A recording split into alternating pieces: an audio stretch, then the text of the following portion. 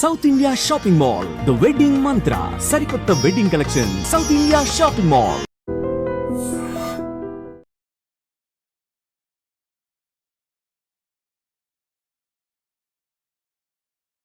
నెల్లూరు జిల్లాలో ఫైనాన్స్ వేధింపులు గీత కార్మికులు బలి తీసుకున్నాయి.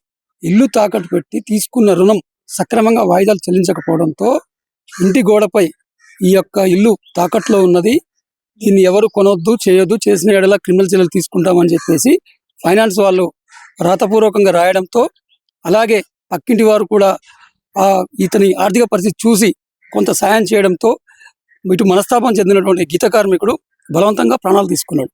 అసలు ఏం జరిగింది, ఆ యొక్క ఫైనాన్స్ వేధింపులు ఏంటి, అంత ప్రాణాలు తీసుకోవాల్సిన అవసరం ఏమొచ్చిందో ఇప్పుడు తెలుసుకునే ప్రయత్నం చేద్దాం.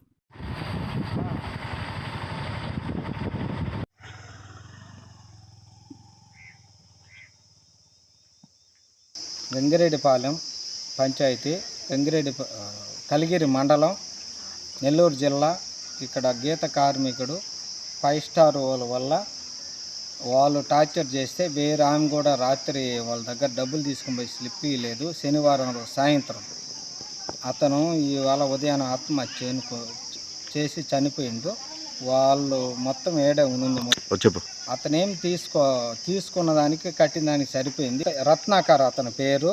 వాళ్ళ భార్యకి మామూలుగా ఈ మధ్య మెంటల్గా పరిస్థితి బాగలేక ఉంటే మొన్న గేటు కూడా పగలగొట్టారు. కావాలంటే ఫోటో గేటు కూడా పగలగొట్టారు, బోర్డు వేశారు. మనస్తాపంతో వాళ్ళు రాత్రి కూడా మనకు చెప్పాడు విషయం.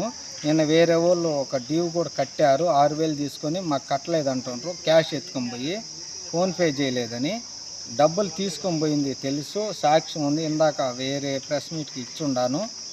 ఆమె కూడా ఏడే ఉంది, మా ఊరు ఆమె. అతను ఇంకా టార్చర్ బారాయలేక ఉదయం 7:30 ఉరేసుకొని చనిపోయాడు.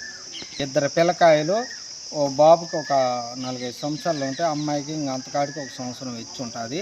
చిన్న పిల్లకాయలు. వాళ్ళ తాత వాళ్ళు రాత్రి తీసుకుపోయినారు. అమ్మాయి పరిస్థితి బాగలేదు, అది కూడా లైవ్ తీసుకున్నారు. పాలెం, కలిగిరి మండలం, నెల్లూరు డిస్టిక్. విషయం ఏంటంటే, ఈరోజు ఒక అతను గీత కార్మికుడు ఉరేసుకొని ఆత్మహత్య చేసుకునిండు. ఇది స్టార్ ఫైనాన్స్ వాళ్ళు హౌస్ లోన్ తీసుకొని డబ్బులు కట్టలేదని రోజు ఒత్తిడి చేస్తాను. ఇంట్లో పరిస్థితులు బాగాలేక 3 నెలల నుంచి కట్టలేకపోయాడు. వాళ్ళ ఇంటికి తాళం వేసారు మొన్న వచ్చి. వాళ్ళ వైపుకి కూడా బాగాలేక కొంత ఆరోగ్యంగా ఇబ్బందిగా ఉండింది అతనికి. ఈ ఫైనాన్స్ పరంగా రోజు వాళ్ళు వచ్చి ఒత్తిడి చేయటం వల్ల అర్ధరాత్రి ఇంటికి రాత్రి 9 గంటలకు కూడా ఇంటికి రానియకుండా అతన్ని హింసించి లాస్ట్కి అతను వాళ్ళ దెబ్బ తట్టుకోలేక ఈరోజు ఉరేసుకొని చచ్చిపోయాడు. అతని ఆత్మకి కుమ్మరం రత్తయ్య అతని పేరు. అతనికి ఒక అబ్బాయి, ఒక అమ్మాయి, చిన్న పిల్లకాయలు. అబ్బాయికి వచ్చేసి 4 సంవత్సరాలు, అమ్మాయికి వచ్చి 6 సంవత్సరాలు.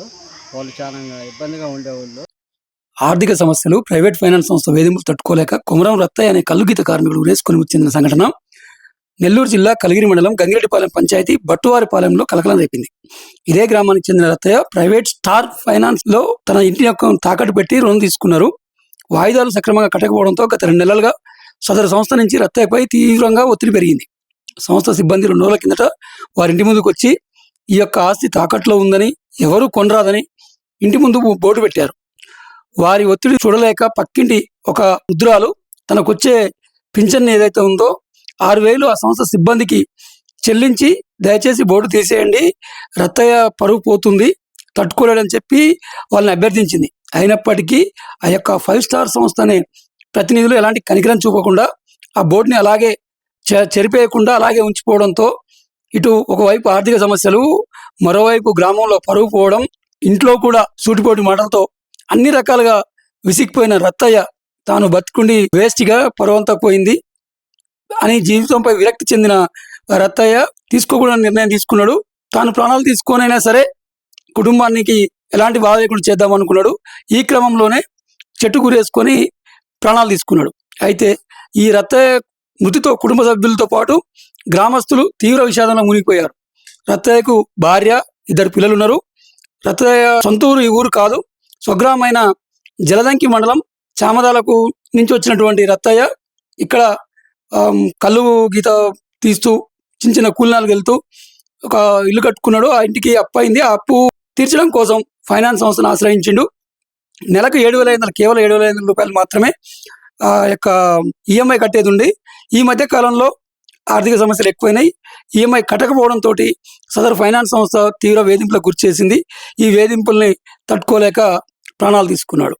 ఏది ఏమైనా ప్రైవేట్ ఫైనాన్స్ యొక్క వేధింపులతో ఒక కల్లుగీత కార్మికుడు ప్రాణాలు తీసుకోవడం స్థానికంగా తీవ్ర చర్చనీయాంశంగా మారింది.